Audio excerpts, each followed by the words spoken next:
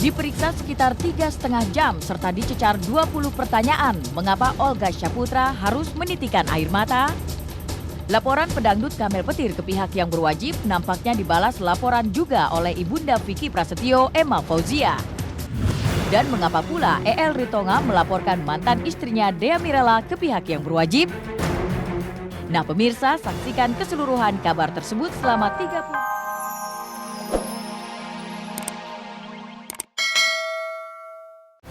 Selamat sore pemirsa Global TV, Seleb On Cam kembali hadir menemani Anda untuk menyajikan kisah dari publik figur secara mendalam.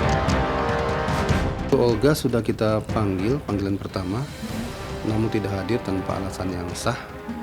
Kita sudah layangkan panggilan kedua yang nantinya hari Kamis akan datang mudah-mudahan ya untuk diperiksa sebagai tersangka. Olga Syaputra, komedian yang tengah tersandung masalah ini rupanya tak jadi dijemput paksa oleh pihak kepolisian terkait kasus pencemaran nama baik, fitnah dan tindakan tidak menyenangkan terhadap seorang dokter bernama Feby. Pasalnya Selasa kemarin, ia datang ke Polda Metro Jaya untuk menjalani sejumlah pemeriksaan sebagai tersangka. Dalam pemeriksaannya kemarin, komedian sekaligus presenter ini dicecar 20 pertanyaan oleh pihak penyidik. Tapi mengapa setelah pemeriksaan berakhir, Olga justru diam 1000 bahasa saat sejumlah pewarta menemuinya?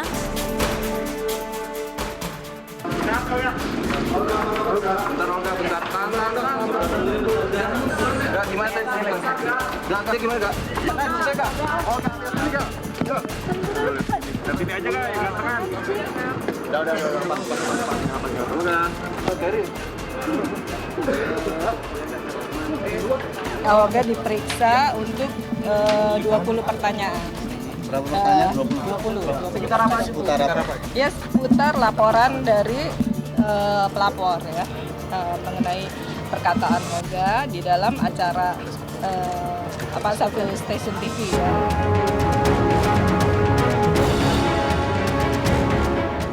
Sekedar mengingatkan, kejadian yang berawal dari celetukan Olga di salah satu program TV nasional di bulan Juni silam yang disiarkan secara langsung, rupanya mau tak mau membuat dirinya kini harus berurusan dengan pihak yang berwajib.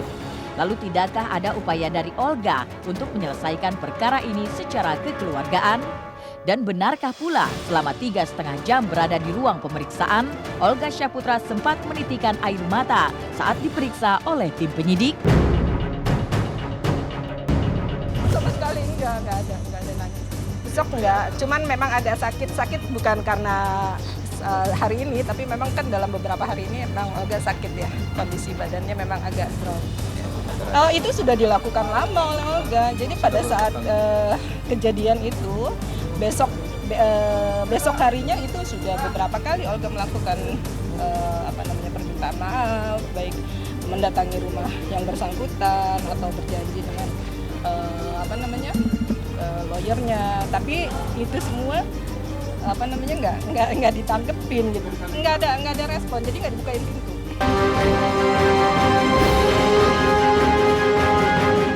Olga mungkin tidak punya niatan sedikit pun untuk mencemarkan nama baik Dr. Feby dalam acara tersebut.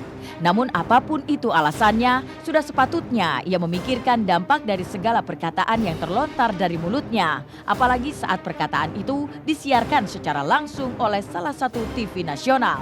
Dan ibarat pepatah mengatakan sudah jatuh tertimpa tangga.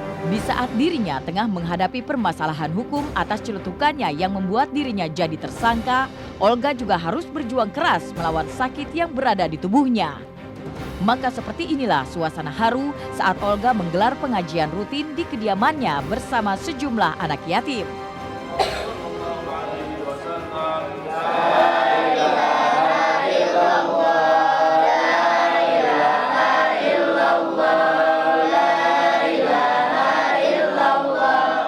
Ya manusia pasti kan, apalagi orang yang seperti saya kan, siapa sih orang yang kepingin seperti saya gitu loh. Jadi buat saya sih ya itu ya cobaan aja buat saya. Kadang-kadang juga kan bukan dari sayanya, dari orangnya yang mencari-cari gitu. Tapi ya buat saya biarin aja. Hanya bisa berdoa, menangis, udah gitu aja hidup saya. Pokoknya saya dijolimin orang, ya udah berdoa, udah gitu aja.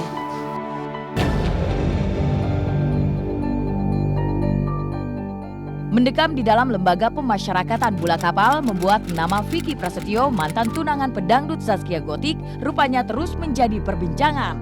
Bagaimana tidak, pasalnya sejumlah wanita yang mengaku pernah dekat dengan Vicky terus melontarkan amunisi yang membuat ibunda Vicky, Emma Fauziah, naik pitam. Dan Kamel Petir adalah salah satunya. Pedangdut yang telah melaporkan ibunda Vicky itu ke pihak berwajib atas dugaan pencemaran nama baik justru dilaporkan balik oleh ibunda Vicky ke Polres Jakarta Selatan atas pernyataan Kamel dalam sebuah acara di salah satu stasiun televisi nasional yang menyebut Vicky dengan sebutan yang tak pantas. Sangat-sangat klien kami merasa anaknya difitnah. Klien kami pun Vicky Prasetyo merasa difitnah ketika seorang artis CP itu menyatakan bahwa Vicky adalah pasti tahu yang pasti sih dia orang yang nggak bisa menolak dan dia orang yang nggak bisa marah, orang yang mudah luluh seperti itu. Dia cuma besar badannya aja sih, perasaannya sih sangat halus ya. Seperti itu. Ya makanya sama cewek-cewek itu mudah ya bilangnya dia yang dipermainkan. Tidak pernah menuduh Vicky itu tidak sama sekali. Kamel berkata, ada kan host bertanya dong, kenapa Kamel muncul ke media? Ya, oh iya Kamel muncul ke media karena Kamel udah terlalu banyak pemberitaan mengenai Kamel adalah salah satu korbannya. Munculnya sejumlah wanita yang mengaku pernah merajut hubungan asmara dengan Vicky membuat ia mencurahkan keluh kesahnya di selembar kertas bertulis tangan yang ditandatanganinya di atas materai oleh Vicky sendiri. Kisah kronologis hubungan asmara, itulah judul surat yang di dalamnya terdapat pengakuan Vicky bahwa dirinya memang pernah merajut hubungan dengan sejumlah wanita termasuk dengan Kamel. Lantas apa maksud dibalik surat tersebut? Dan akankah kedua belah pihak ini tetap akan bersikukuh dengan pendapatnya masing-masing? ya, di sini Vicky membuat satu tulisan kronologi yang judulnya Kisah Kronologi Hubungan Asmara. Dia tadi Kamel ketemu sama dia di satu station, nggak ada karena padahal tuh Kamel pikir dia udah melapor gitu. Nah ternyata baru tahu bahwasannya hari ini baru melapor. Jadi sama sekali Kamel tidak takut karena dari awal Kamel muncul memang tidak ada menjelek-jelekkan siapapun, dan bahasa yang dia sebut-sebut sebagai mencari kesalahan Kamel itu yang PK atau peninjauan kembali itu atau pacar kukuruyuk itu adalah ada awalnya gitu. Berpesan sama dia, tolong berhentilah menghujat anak saya. Seperti itu kan bisa ada statement apa yang lebih baik yang bisa kita gali, yang bisa kita ambil dari sisi positifnya. Jangan negatif aja seperti itu. Ya siapa sih hidup ini yang nggak mau berdamai? Kan capek seperti ini. Jelas kita sudah persiapkan semua bukti-buktinya. Jadi bukan hanya sekedar kesan kosong, bukan hanya sekedar kita buat laporan, bukan hanya sekedar untuk menari di atas panggung di penderitaan orang lain. Kalau sudah begini kan bukan bicara maaf-memaafkan ya. Bagaimana rasanya dia menghujat anak saya? Apa dia bisa merasakan pedihnya hati saya? Apa dia bisa merasakan sakitnya hati saya? Kan nggak ada yang bisa merasakan itu selain saya. Saya biarpun seperti apa, saya perjuangkan ini.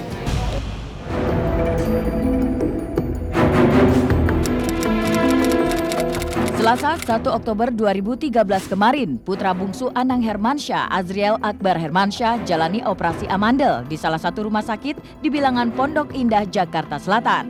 Walau operasi yang berlangsung sekitar 1 jam itu tergolong operasi ringan, tapi tetap saja ada kecemasan yang melanda Anang dan Ashanti.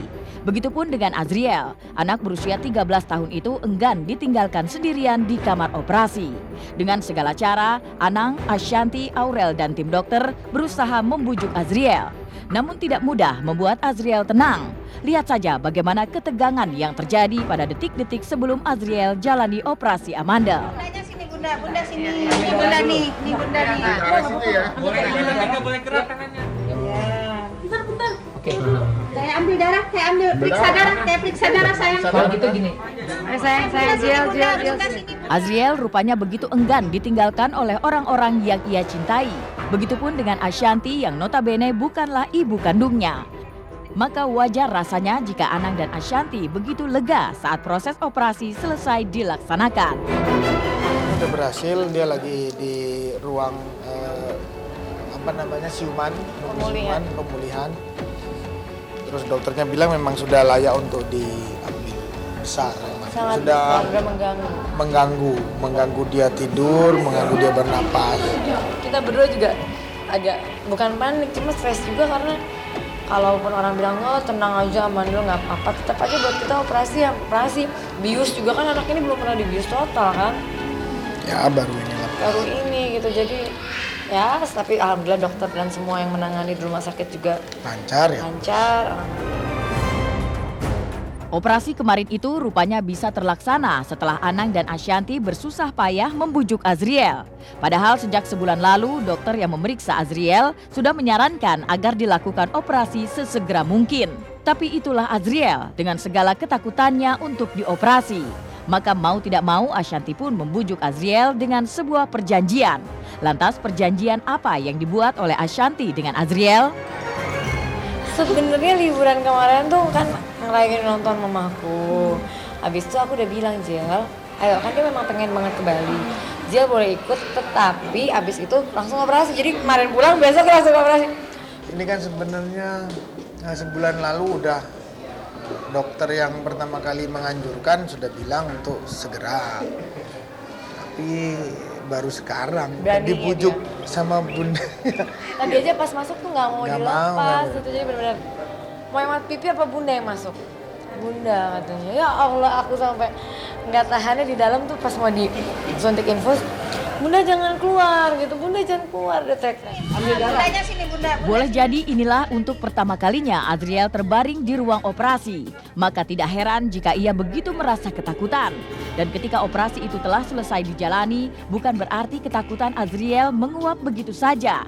Pasalnya ia tak mengizinkan siapapun untuk meninggalkan rumah sakit termasuk sang kakak Aurel yang harus kembali ke sekolah. Lalu kapan kiranya Azriel diperbolehkan untuk meninggalkan rumah sakit? Sarannya sih ya mendingan ngikutin petunjuk dokternya. Sebenarnya kan operasinya ini udah selesai, pemulihan mungkin siang besok sebetulnya pemulihannya sudah bagus, tetapi nunggu saran dokter aja. Kalau dokternya masih bilang sehari lagi untuk dilihat, menurut aku ya lebih aman daripada ntar ada apa-apa nyampe rumah juga bingung. Aku nggak ngerti.